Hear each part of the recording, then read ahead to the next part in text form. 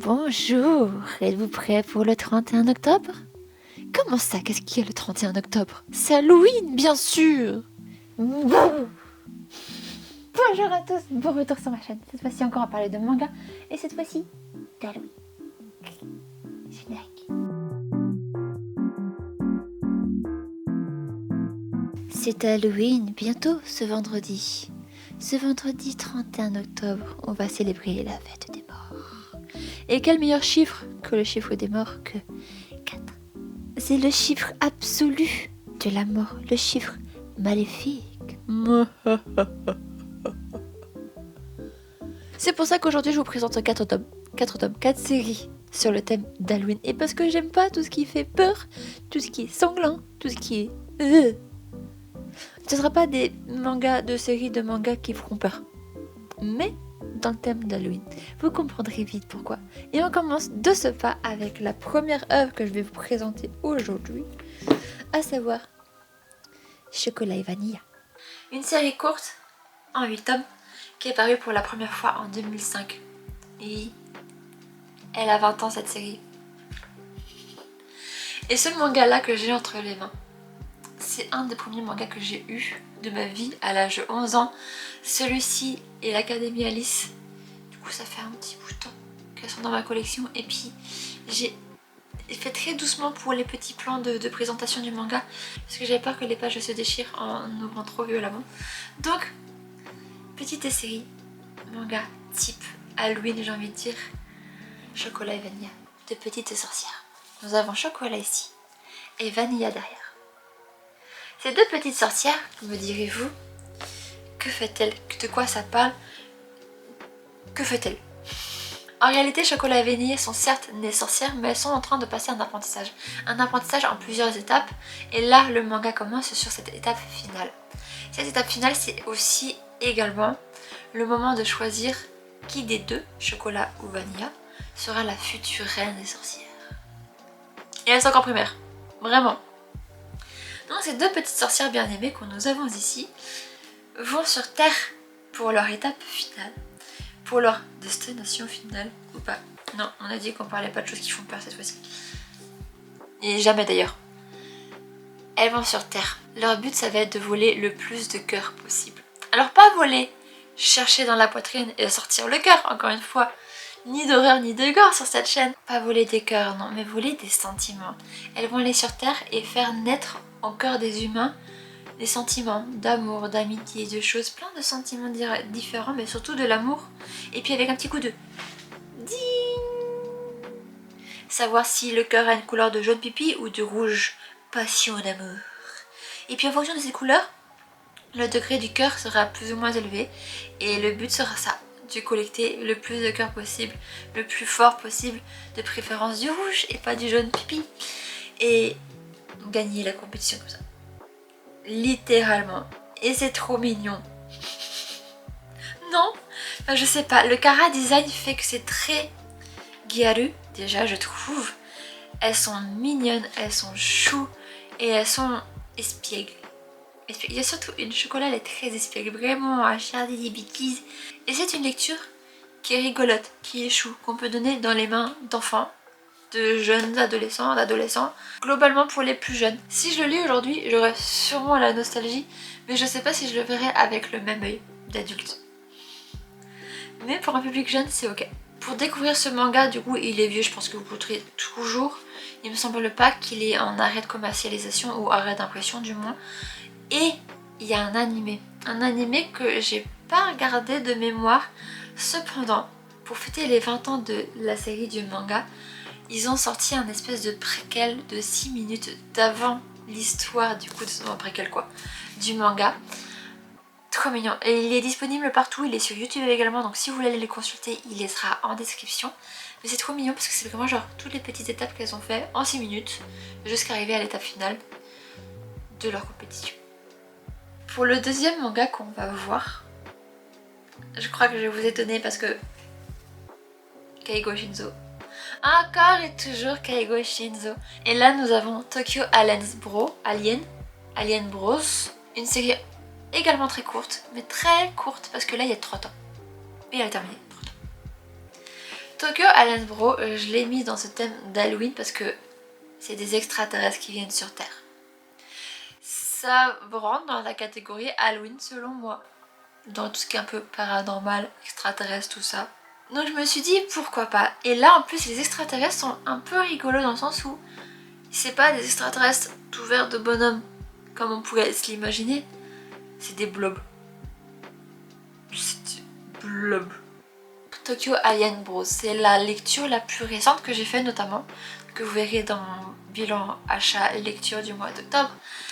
Et j'ai surkiffé ces 3 tomes, mais avec la finesse du dessin de Keigo Shinzo et les sujets abordés et la narration, on passe par absolument tous les sentiments, mais genre vraiment, je vais pas trop vous en parler parce que c'est justement 3 tomes et j'ai peur de trop en dire pour le coup, donc je vais essayer de faire bref, mais juste sachez que la narration, elle est incroyable, et je dis ça rarement d'un manga, mais là, en 3 tomes, il y a une construction de l'histoire et un fil de l'histoire qui est tellement mind-blowing, j'adore. Et c'est pour ça qu'il fallait absolument que je vous en parle, que c'est trop bien. Donc, on va essayer de faire bref de quoi ça parle. Vous avez déjà compris qu'il y avait 2 extraterrestres. Nous avons ces 2 bonhommes là. En plus d'être des extraterrestres, ce sont des frères. D'un côté, on a ce garçon là qui est plutôt réservé. Et de l'autre, nous avons celui qui se veut le don Juan, le playboy, le coureur de jupons. Et c'est pour ça que là je vais vous prévenir d'avance que c'est pas une lecture qu'on va donner aux enfants, pas comme Chocolat et Vénia, parce qu'on aborde des sujets beaucoup plus matures, on aborde des sujets de sexualité notamment. C'est pas omniprésent, mais étant donné que nous avons 2 protagonistes, 2 extraterrestres qui viennent sur Terre en repérage pour savoir si la Terre est habitable ou pas, si la cohabitation est possible ou pas avec les terriens. Ils sont là pour découvrir, pour comprendre les terriens, pour comprendre leur façon de penser, les sentiments. Et Dieu sait que c'est complexe de sentiments humains. Donc ils sont là vraiment à ne pas trop comprendre la sexualité aussi. Comme ils ne comprennent pas les sentiments, ils la voient autrement. Et c'est vraiment mature comme sujet. Donc encore une fois, pas pour les enfants, mais ultra intéressant. C'est vraiment genre 2 personnages qui viennent pour nous comprendre, qui viennent déjà pas pour nous éradiquer, genre juste pour venir et cohabiter, se fondre dans la masse, et pour savoir si c'est justement c'était possible de venir sans se faire griller. Et comme dit, il y a le playboy, il y a le réservé, on a 2 tempéraments différents, c'est vraiment ultra intéressant et ultra passionnant. Donc déjà avec cette base là d'informations, plus comme je vous l'ai dit la narration qui est juste... J'ai pas d'argument, mais genre elle est trop bien ficelée, elle est juste...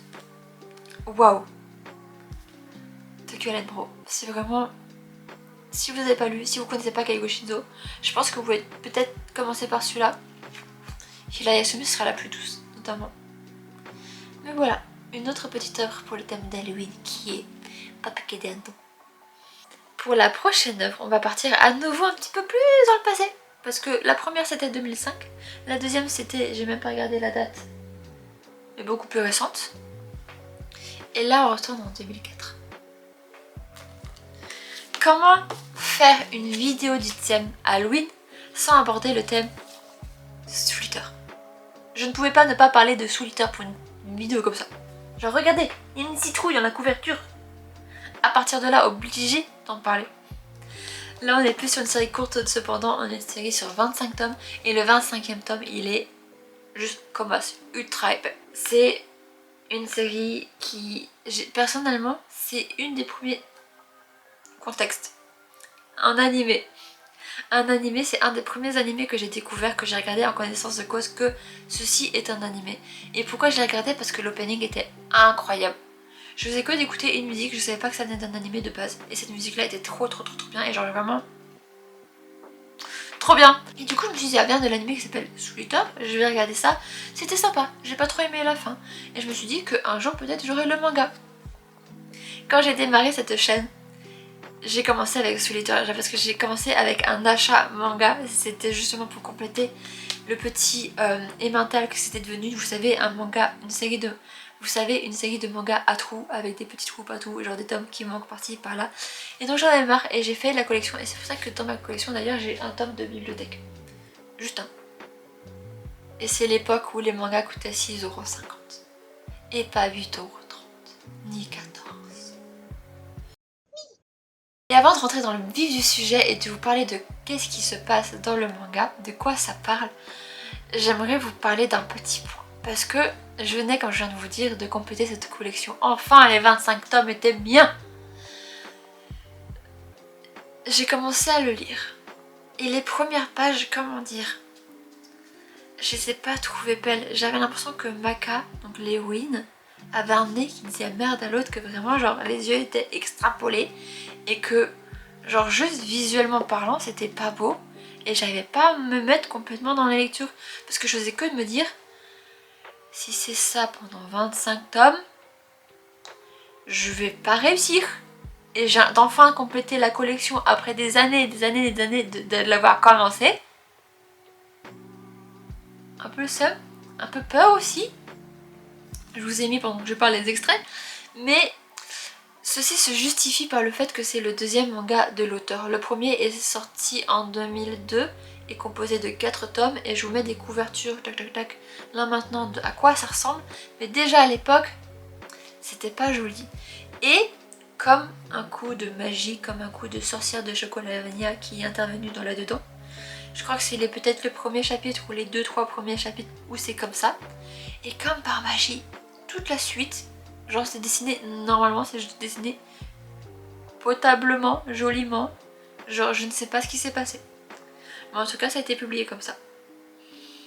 C'était publié comme ça avec les premiers chapitres vraiment dégueux. Personnellement, à titre personnel, j'aime pas du tout. Et la suite est bien. Donc heureusement pour moi, heureusement pour nous, le manga est bien, le manga est cool. Tout le manga est bien. Du coup, de quoi ça parle? Nous avons Maka, la fille ici, et nous avons Soul. Maka et Soul vivent dans un univers assez particulier où il y a plusieurs types de personnages. Nous avons des hommes armes, donc des hommes qui ont la capacité de se transformer en armes, c'est-à-dire une faux comme Soul, ou un gun, ou 2 guns, ou une mitrailleuse, ou des épées, ou des shurikens, ou des katanas même. Vraiment, toutes les armes auxquelles vous pouvez penser, il y a un humain qui est capable de se transformer en ça. Il y a les meisters. Les meisters, c'est Maka, c'est ceux qui ont la capacité de manier ces hommes armes, parce que tout le monde n'a pas la capacité de pouvoir le faire. C'est vraiment dédié aux meisters, et tout le monde ne peut pas devenir meister du coup. Homme, arme, meister, démon, sorcière, la fille au gros lolo, et les humains lambda, les moldus. Et ensuite donc tout ce petit monde sur une espèce de île académique, l'académie Shippuden, là où ils vont apprendre à être de bons meisters, à être de bons hommes armes, à bien être en coéquipation, en équipe, en unisson, enfin tout ça. Et dans tout cet univers là qui est déjà beaucoup chargé d'informations, il y a un level, mais genre vraiment pas de royauté, un peu de légende qui s'appelle Death Thief. C'est un coup à se mordre la langue ça. Mais en gros ça c'est le rêve de Maka. Avoir ce poste là, cette compétence là de légende entre guillemets et d'être la meilleure meister, parce que là c'est vraiment le titre de la meilleure meister qu'elle puisse obtenir, c'est son rêve. Et pour ce faire il faut qu'elle donne 99 âmes de démons à manger à Soul, le garçon là, et une âme de sorcière. Et c'est cette âme là de sorcière qui est la plus compliquée à choper. Et croyez-moi, ils vont en chier. Donc ça c'est le plot principal, c'est un espèce de school life, un peu plus original dans le sens où bah déjà thème Halloween, avec des faux, des citrouilles, tout ce que vous voulez, des sorcières, des démons, des meisters, des armes. C'est vraiment un truc un peu genre shonen. Shonen à l'ancienne, shonen où il y a de la baston tout le temps, il y a des combats, il y a des retournements des situations, il y a des morts aussi. Je sais pas si je peux le dire ça par contre, mais Halloween. Et si vous connaissez l'auteur de Soul Eater, c'est l'auteur de Fire Force. Si vous connaissez Fire Force, vous savez que l'auteur n'aime pas être tendre avec ses protagonistes. Et ils vont chier. Il va y avoir, comme je vous ai dit, des retournements de situation, mais dans tous les sens, et des complications dans tous les sens pendant 25 tomes. Attention, nous voilà déjà dans la 4e œuvre, le 4e manga, le chiffre 4, le chiffre de la mort. Et pour ce chiffre de la mort, quoi de mieux que Phantom Busters? Oui, je sais, j'en parle déjà beaucoup, mais pas autant que Keigo Shinzo sur cette chaîne, mais Phantom Busters, incroyable découverte de cette année 2025. C'est un manga que j'ai découvert parce que vous savez, quand un manga sort, souvent l'édition comme Kiwin ici donne en libre service des petits chapitres pour découvrir l'œuvre. Ce que j'ai lu, ce qui m'a fait dire ça a du potentiel, ça a l'air grave marrant, je vais en lire plus. Du coup j'ai lu les scans, j'ai lu tout ce qu'il y avait à lire à ce moment-là, où je crois que je m'étais arrêtée à mi-chemin parce que vraiment c'est tellement bien que là j'attends d'avoir tout en physique pour lire en physique et découvrir tome par tome avec ce qui sort en France. C'est incroyablement drôle, c'est incroyablement chill, c'est super.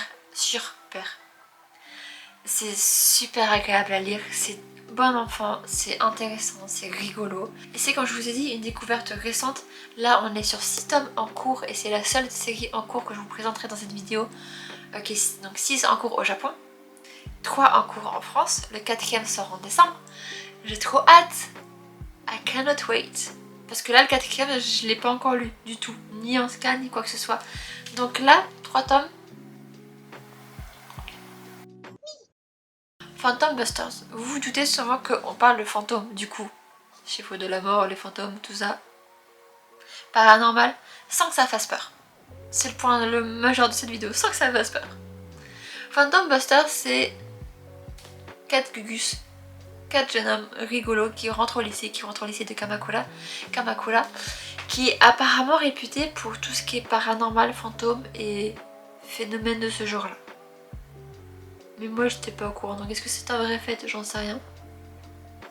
Toujours étant que nous suivons déjà en premier lieu Eugene.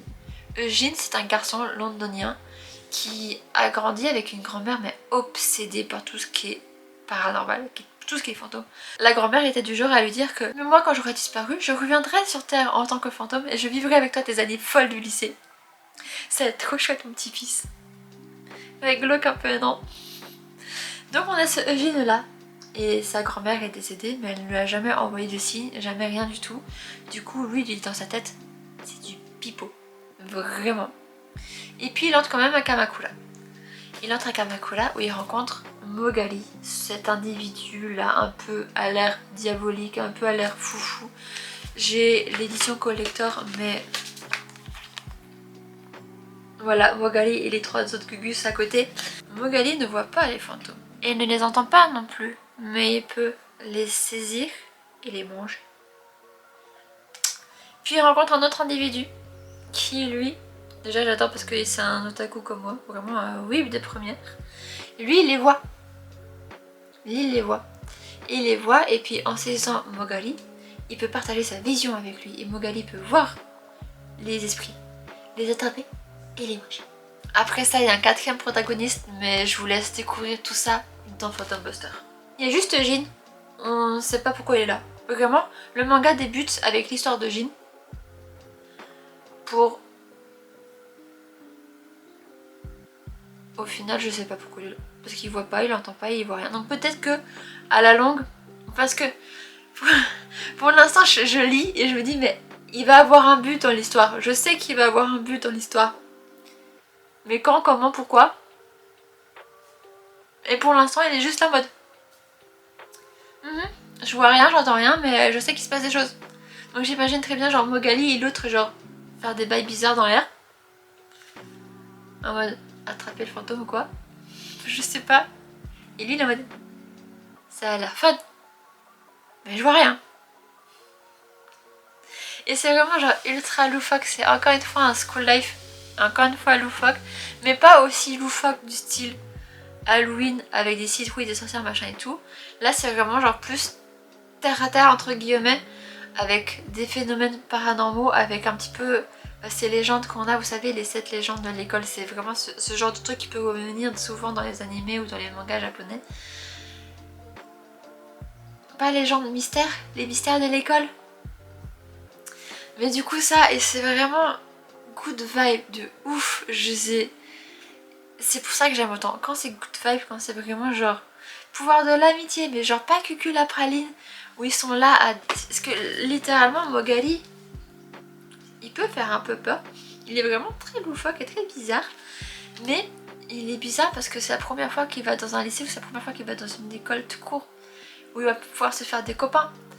Et pour lui, c'est une espèce de liberté et comme il connaît pas, on voit vraiment un espèce de bébé, vraiment un petit poussin qui découvre genre les sorties au karaoké, les sorties au game center, entre les copains à la sortie des cours. C'est vraiment ce genre de good vibe là. Et c'est ce que j'aime lire. Et c'est chill et c'est cool et je le recommande vraiment, il est trop bien. Trop bien. De base je voulais pas les acheter de suite, je voulais vraiment attendre qu'il y ait un bon gros lot qui sort pour tout acheter d'occasion. Mais j'ai eu l'opportunité, la chance de gagner le premier tome en collector. Donc j'ai acheté la suite. J'étais un petit peu obligée, vous voyez. Bon, j'avais le tome 1, j'avais pas ne pas acheter la suite. Sur ces belles paroles, nous avons vu 4 mangas. 4 mangas sur le thème d'Halloween. Quel manga vous auriez mis dans ce thème d'Halloween? Jusque moi j'ai fait ce script en parlant de manga et quand je l'ai fini et quand j'étais prête à filmer je me suis dit en vrai il y a celui-là que j'aurais bien mis aussi et puis il y a celui-là aussi et puis il y a celui-là qui collerait très bien au thème. Du coup j'ai de quoi faire un deuxième épisode mais ça sera du coup pour l'année prochaine.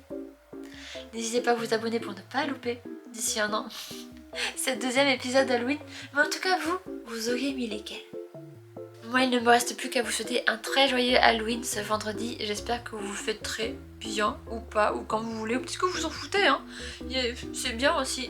Mais moi j'aime bien un peu les paillettes dans ma vie vous voyez. Petit chat noir. C'est comme ça que je serai déguisée vendredi d'ailleurs. Joyeux Halloween.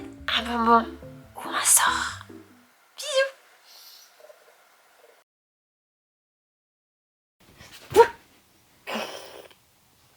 Pourquoi je me regarde dans le retour? Faut pas que je me regarde dans le retour. Je vous le dis de suite, là vous le savez pas jusqu'à présent, mais je vous le dis de suite, c'est la deuxième fois que je filme cette vidéo parce que les vidéos que j'ai prises hier ont disparu littéralement du jour au lendemain de la carte SD. Je ne comprends absolument pas, j'ai rien touché. Genre j'ai juste branché ma carte SD sur l'ordi et tout a disparu. Je sais pas ce qui s'est passé, j'y ai pas touché pourtant, je sais pas. Donc c'est la deuxième prise que je fais. Je suis ravie. Hihi. J'ai tout le seum. Mais il faut que je genki pour que je fasse la vidéo parce qu'il faut que je la refasse. Allez, on recommence tout. Bonjour, êtes-vous prêts pour le 31 octobre? Bonjour, êtes-vous prêts pour le 31 octobre?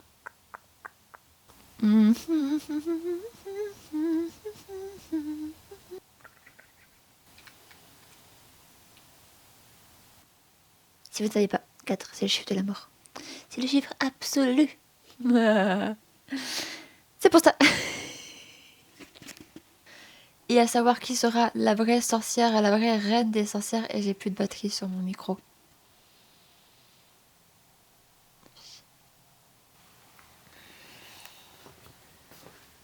Nique sa maman.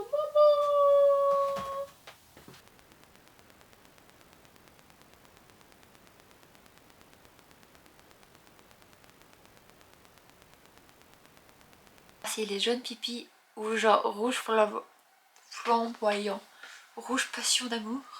Avant d'arriver dans le vif du sujet de qu'est-ce que pas, et avant d'arriver dans le vif du sujet de qu'est-ce que parle, de quoi ça parle, qu'est-ce qui se passe, je m'énerve pour rien.